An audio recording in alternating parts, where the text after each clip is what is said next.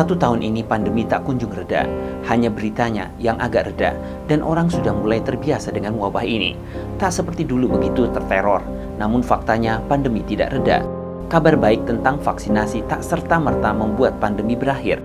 Ada yang mengatakan ini hanya sekedar pil placebo yang sedikit menghilangkan kecemasan. Begitu vaksinasi dilakukan, jenis baru virus muncul di Inggris dan beberapa negara Eropa, dan kabarnya mulai merambah ke Asia. Horor pandemi kedua nampaknya akan datang lagi. Kota Talian, Tiongkok di awal tahun 2021 ini juga kembali menerapkan lockdown, disusul dengan kota-kota lain di RRT juga menerapkan lockdown.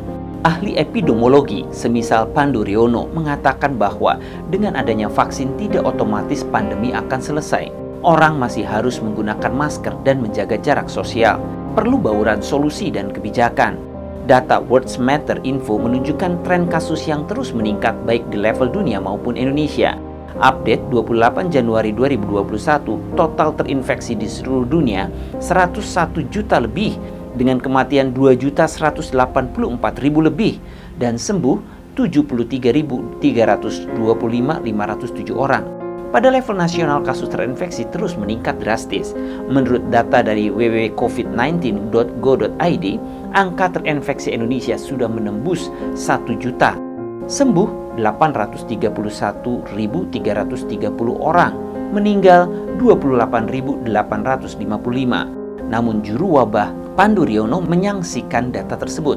Secara rata, ia memprediksi angka sebenarnya bisa mencapai 10 juta orang terinfeksi. Kalau kita refleksikan dan mencoba berendah hati, ada banyak pelajaran yang bisa dipetik. Pertama, walaupun pandemi ini adalah ancaman eksistensi bagi manusia, dalam situasi ini masih saja ada sekelompok elit global yang nurani mengambil momentum untuk melakukan great reset demi mengukuhkan hegemoni. Ini pelajaran moral pertama yang harus disadari oleh publik. Namun sebenarnya, walaupun mereka mempunyai agenda jahat, namun Tuhan Maha beragenda di atas agenda mereka, dengan tentunya dengan sebuah kata kunci bahwa publik dunia harus sampai pada kondisi Great Enlightenment, pencerahan besar. Sebuah bencana kalau toh itu diciptakan oleh sekelompok elit untuk tujuan hegemoni tunggal dunia, namun orang beriman selalu berkeyakinan bahwa agenda Tuhan di atas agenda mereka.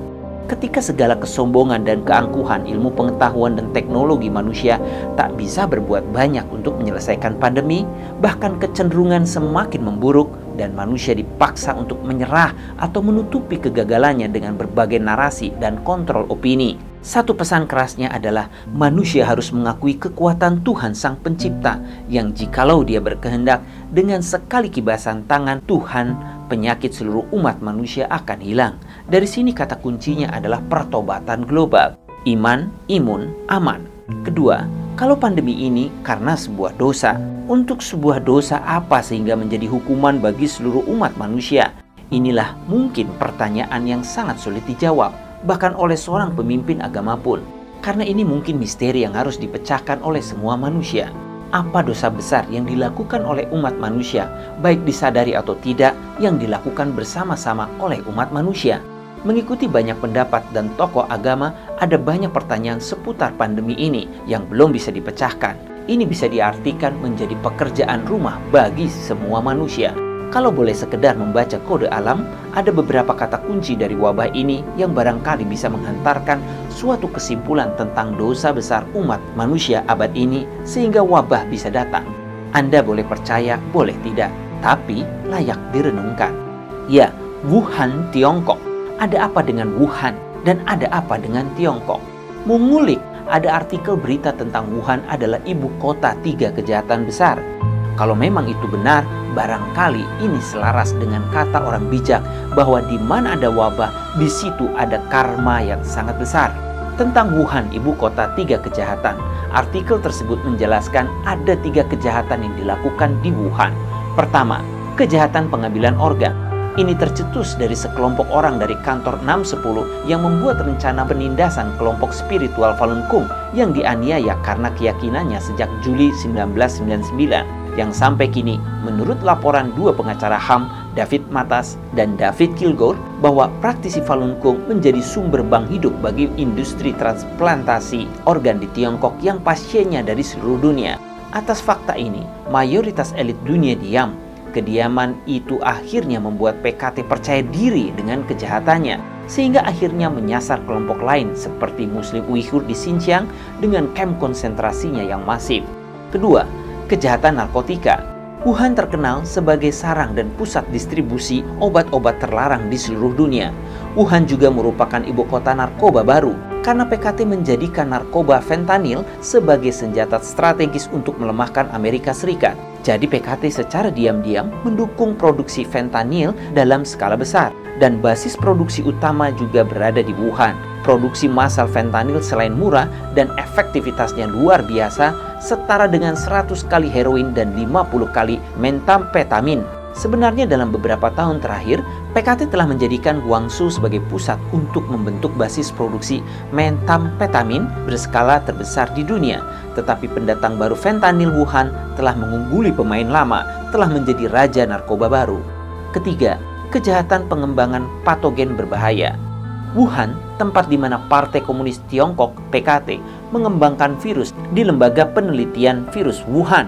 Oleh karena itu, Wuhan adalah tempat asal virus corona baru, tempat awal kejahatan PKT meneliti dan mengembangkan senjata virus perang biokimia yang membahayakan umat manusia. Ketika virus itu bocor dan menyerang kota Wuhan, elit PKT menutupi fakta itu sehingga berakhir menjadi pandemi global yang meneror dunia hingga kini. Pertanyaan selanjutnya, apa yang salah dengan Wuhan? Kota Wuhan tidak salah. Wuhan di bawah kendali rezim jahat Partai Komunis Tiongkok. Jadi intinya, pada Partai Komunis Tiongkok sumber kejahatan itu. Dunia terlalu banyak bertoleransi dengan kejahatan kemanusiaan PKT. Keajaiban ekonominya membuat dunia rela membunuh nurani kemanusiaannya demi kue kemakmuran yang dijanjikan PKT. Raksasa baru yang baik hati katanya. Dunia tak menyadari bahwa di balik itu semua ada darah dan air mata dari rakyatnya sendiri. Bahwa komunisme itu begitu haus darah dan menghalalkan segala cara serta tak mempunyai batasan moral. Dunia ibarat sebuah bahtera besar bagi umat manusia di bumi ini. Komunisme melubanginya dengan diam. Saat dunia tenggelam dalam kegelapan pandemi, semua orang menanggungnya dan ikut tenggelam. Ya, dosa diam terhadap komunisme akarnya. Setuju? Bila iya, jalan satu-satunya adalah mengakhiri PKT dengan tidak memberikan pangsa pasar dan transfusi darah ke ekonominya seperti yang sudah-sudah. Masih ada waktu, tapi tak banyak. Bukan hanya protokol kesehatan untuk mengakhiri pekatnya pandemi ini, tapi protokol keimanan dan moralitas. Pakailah masker iman supaya tak terpapar dosa komunisme pembatal iman. Menjaga jarak aman atau menyatakan lockdown. Talak 3 dengan rezim kejahatan PKT. Di tengah pandemi yang mengglobal ini, kita perlu belajar dari Taiwan yang sejak awal mengerti watak dasar PKT, yang tidak serta-merta percaya yang dikatakan PKT tentang wabah. Taiwan yang ibaratnya di depan hidung sang naga, namun sampai kini kasus terinfeksi hanya 893 dengan hanya 7 kasus kematian. Sisanya sembuh. Pelajaran bagus juga dari Australia yang secara terus terang menuntut PKT bertanggung jawab atas pandemi, dan kini kurva mereka sudah mulai flat. Walaupun harus membayar mahal dengan sanksi ekonomi dari PKT. Moral ceritanya adalah dekat dan intim dengan PKT, virus mengikuti. Dekat dengan kejahatan, wabah menyerang. Silahkan direnungkan sebelum menyesal dan terlambat.